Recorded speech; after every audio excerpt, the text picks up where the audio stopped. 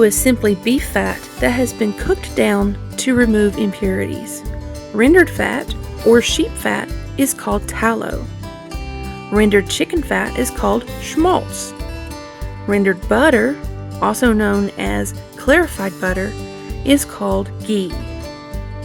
Tallow is a traditional fat that has been used for centuries. It is high in vitamins A, D, E, and K. It has a high smoke point and is more stable than processed vegetable oils. Tallow is a fabulous option for any sort of frying or sautéing. It's also great for non-food projects like homemade soap, lotion bars, and candles. If you don't raise your own beef, give your local butcher shop a call. Odds are that they will be willing to save the fat from another animal.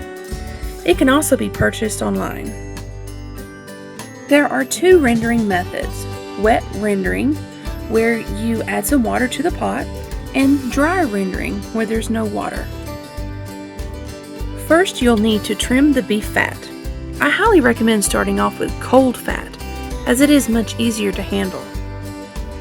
Chop it into manageable chunks, then trim off bits of meat, blood, gristle, or whatever else you may find. Once you have everything trimmed, run the fat through the food processor until it is the consistency of ground meat. If you don't have a processor, you can simply chop the fat into small pieces, but shredding it makes the rendering process go much faster.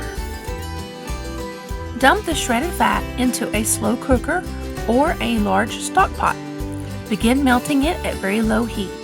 It will take a while, but you most definitely do not want to burn it. Now it's just a waiting game.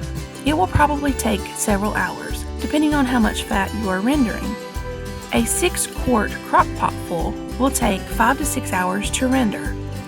Check the fat occasionally for burning and make sure to stir. As the fat renders, it will slowly begin to melt and allow the impurities to rise to the top. You'll know it's done when there is clear liquid at the bottom and crispy bits floating on the top. Strain the tallow through a piece of fabric laid inside a strainer.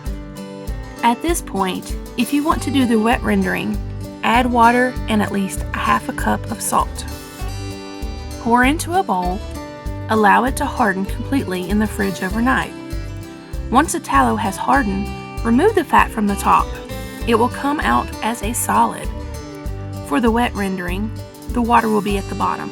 Just pour this off. Remove the fat and chop it into pieces. You can reheat this and pour into jars or use how you want.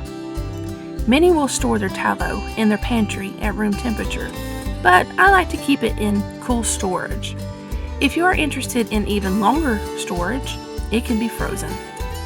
Your rendered tallow should last quite a long time in the refrigerator and freezer. In the refrigerator, it should be good for at least a year. Thank you for watching this video. Please continue to help me help you by liking, sharing, and subscribing.